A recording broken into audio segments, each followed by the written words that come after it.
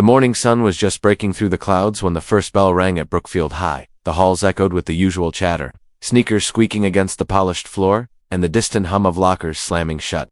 In the middle of the stream of students walked Marcus Reed, a quiet 17-year-old senior with a sharp mind, a love for art, and a reputation for keeping to himself. His hood was up, earbuds in, sketchbook tucked under his arm. As he made his way to his first class, he wasn't late. He wasn't misbehaving. He wasn't speaking to anyone. But that morning, as Marcus turned the corner by the main office, Principal Harris stepped out. Her eyes locked on him, a split-second glance that seemed to linger too long. She didn't speak at first. Instead, she studied his face, the slight furrow in his brow, the way his shoulders were squared by the time first period had ended. Marcus was being called to the office. He assumed it was about the art contest he had entered last week. Instead, he found Harris sitting behind her desk, a thin stack of papers beside her, and a deep crease in her forehead. "Marcus," she began, voice clipped and cold, "we need to talk about your behavior this morning." He blinked. "Behavior?" She leaned forward. "You were walking through the hallway in a threatening manner. Hood up, no smile, staring down staff. Students felt uncomfortable. I can't have that.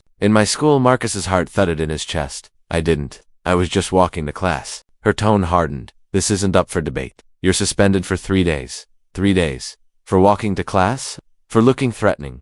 He wanted to argue. He wanted to tell her that his expression had nothing to do with anger or danger, that it was simply his thinking face. Maddie was tired from staying up all night finishing a scholarship essay, that people often mistook his serious look for hostility because of his skin color. But the words caught in his throat. He knew this was a fight he couldn't win in that moment. When Marcus walked out of the office, the hall seemed colder. Students glanced at him, whispers floating in the air. He could feel the weight of suspicion, even though nothing had happened. By the time he got home, his mother was waiting. Confusion and worry etched into her features.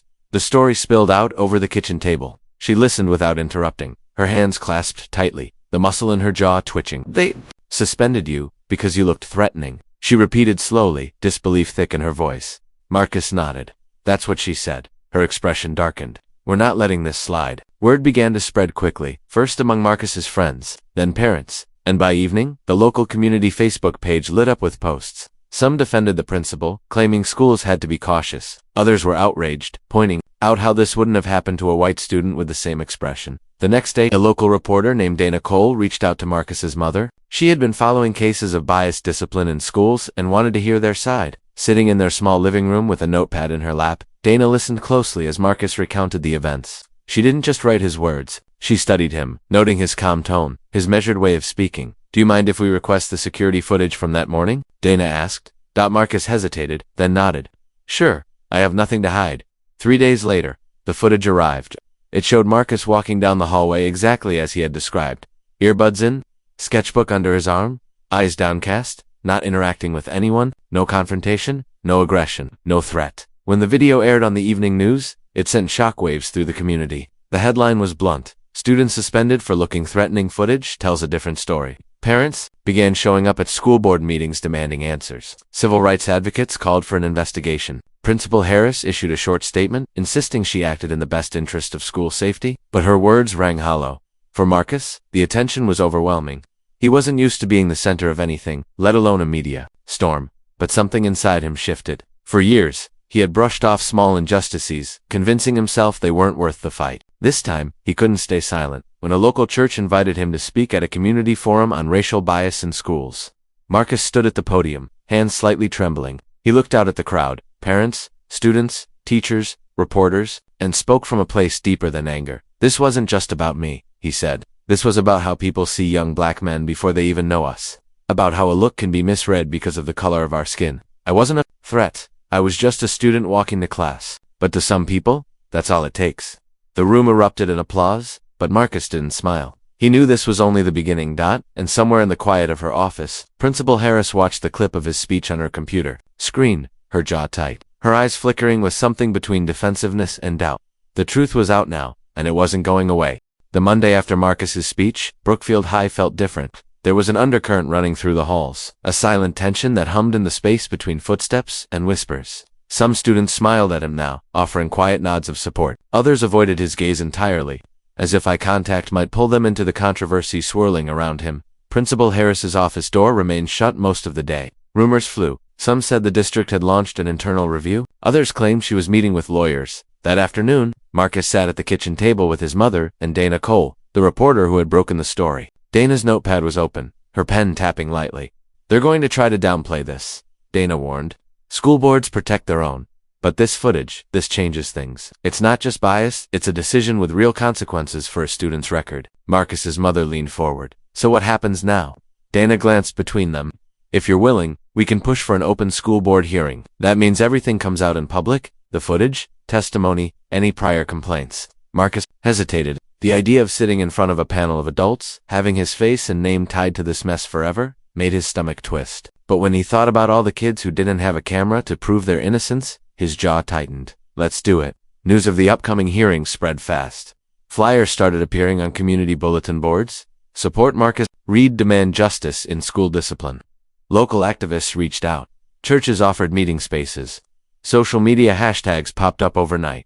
Hashtag walking while black and hashtag justice for Marcus. But with the support came backlash. Anonymous online comments called Marcus overly sensitive and accused his family of playing the race card. A local radio host ranted about good kids being punished because schools can't be too careful these days. Marcus avoided reading them, but he could feel their weight in the way strangers looked at him at the grocery store. On the morning of the hearing, the district meeting hall was packed. Folding chairs lined the walls. People stood shoulder to shoulder in the back, and a row of cameras from local news stations crowded the aisle. Marcus sat at the front table with his mother and Dana, his palms sweating. When his name was called, he stepped up to the microphone. The board members, 6 in total, sat in a semicircle, their expressions carefully neutral.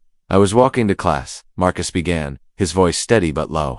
"I had my hood up because it was cold. I wasn't talking to anyone. I wasn't looking at anyone. I wasn't doing anything wrong, but my principal said I looked threatening." He paused, scanning the room. "Do you know what it feels like to be told your face is a problem? To have people look at you and see danger instead of a person?" The room was silent. Even the hum of the cameras seemed to fade. Datna stepped up next, introducing the security footage as evidence. The lights dimmed and the grainy black and white hallway scene appeared on the screen. Marcus's figure moved slowly across the frame, earbuds in. Sketchbook under his arm, not so much as brushing against another student. When the video ended, murmurs rippled through the crowd. Then, something unexpected happened. A woman in the audience stood. She was in her 40s, wearing a dark green cardigan, her hair pulled back. "My son," she said loudly, "was suspended last year for disruptive behavior because he was humming in class. He's black, too. I didn't fight it because I didn't think anyone would listen, but I'm here to say this isn't new." One by one, other parents rose. A father talked about his daughter being written up for talking back. When she asked the teacher why she got a lower grade than a classmate with the same answers, a grandmother shared how her grandson was accused of cheating simply because he finished his math test early. By the time the last parent sat down, the air was thick with something beyond outrage. It was realization. This wasn't just about Marcus, it was a pattern. The board chair, an older man with silver hair and glasses, cleared his throat. "We appreciate all community input. The board will deliberate on the matter." But before they could move on, a hand shot up in the back. It was Mr. Caldwell, a history teacher from Brookfield High. His voice trembled as he spoke. "I've seen it. I've kept quiet because I didn't want to lose my job. But I've seen students of color disciplined more harshly than others for the same behavior. We can't pretend this is about safety, it's about perception." The statement landed like a hammer. Harris shifted uncomfortably in her seat, her lips pressed into a thin line. When the board finally adjourned, people poured out into the parking lot, buzzing with conversation. Reporters swarmed Marcus, but he kept his answers short. "It's not just me. That's all I want people to understand." That night, the hearing made the lead story on every local channel. The footage played again, followed by clips of parents' testimonies. Harris declined to comment on camera, but sources inside the school whispered that district officials were questioning her disciplinary history. For Marcus, the night felt surreal. He lay awake in bed, staring at the ceiling, replaying the faces of the parents who had spoken up. He had gone in to clear his own name, but now, it seemed he had opened a door that could change things for many others, and far away. In the quiet of her darkened office, Principal Harris scrolled through old disciplinary records on her computer. Her fingers hovered over the trackpad, her eyes darting across names and infractions. She knew exactly what she was seeing, and exactly how bad it would look if the public ever got hold of it. The morning after the school board hearing, the town was buzzing. Every diner, coffee shop, and barber shop had the same conversation. Marcus Reed's suspension had gone from a single act of questionable discipline to the center of a debate about race, fairness, and the way young black students were treated in Brookfield. At Brookfield High, the air was thick. Teachers avoided eye contact in the hallways. Students whispered in clusters, scrolling through their phones, replaying the news clips from last night. Principal Harris stayed behind her closed office door, her blinds drawn. Marcus, back from his suspension, walked in with his backpack slung low, his head held higher than before. He could feel eyes on him from every angle, some full of support, others burning with quiet resentment. But he didn't flinch. Not anymore. By noon, Dana cold called with news. "Marcus, I think you should know. I've been digging." Her voice had that edge she got when a story was about to break. "I requested Harris's disciplinary records through the state's Public Information Act. It took some pulling, but I got them. And what I found?" She paused. "Marcus, she's been doing this for years." Marcus's mother, sitting across the kitchen table, leaned forward. Years. Dana's papers rustled on the other end. "In the last 5 years, students of color made up 22% of the school population, but 68% of all suspensions under Harris. And get this, more than half of those suspensions were for subjective reasons: disrespect, attitude, or looking aggressive." The numbers hung heavy in the air. Dana wasn't done. "There's more. A complaint was filed against her 2 years ago by a Latino student's parents. Same story, suspended for intimidating body language. It never made it past the district level. They buried it." Marcus's mother's lips pressed into a hard line. "Not this time." The next day, Dana published the full exposed headline: "Pattern of Bias. Principal's record shows years of questionable suspensions." The story was detailed, backed by charts, quotes from former students, and side-by-side comparisons of punishments for similar offenses. Harsher for students of color almost every time. The town exploded. Parents flooded social media with their own stories. Some teachers anonymously emailed Dana, confirming what they'd seen but never dared to speak about. The school board was suddenly under pressure from state officials to respond. 3 days later, the board announced an emergency public meeting. The auditorium was overflowing. People stood in the aisles, sat on the floor, and lined the walls. News vans clogged the parking lot. Inside, the air was electric with anticipation. Marcus sat in the front row with his mother, Dana on one side, and a row of community leaders on the other. The board chair took the microphone. His voice was solemn. "In light of recent evidence," he began, "and after reviewing disciplinary records, the board has reached a decision regarding Principal Harris's conduct." A hush fell over the room. "We find that Principal Harris engaged in a consistent pattern of disproportionate disciplinary action against students of color, effective immediately. She is removed from her position as principal of Brookfield High." Gasps. Then a wave of applause. Cameras flashed. Cameras slashed at Harris. Didn't look up. Her face was pale, her hands clasped tightly. In her lap, without a word, she stood, walked off stage, and out the side exit. The chair continued. "We will be initiating a review of all suspensions over the past 5 years and implementing new training and oversight to prevent discriminatory discipline in the future." Marcus didn't realize he was holding his breath until the room erupted in cheers. His mother's hand found his, squeezing tight. After the meeting, reporters swarmed. "Marcus, how do you feel?" one asked, shoving a microphone toward him. He took a moment before answering. "This was never just about me. It was about everyone who has been treated unfairly and told to just accept it. We don't have to accept it, we can speak up. And when we do, change can happen."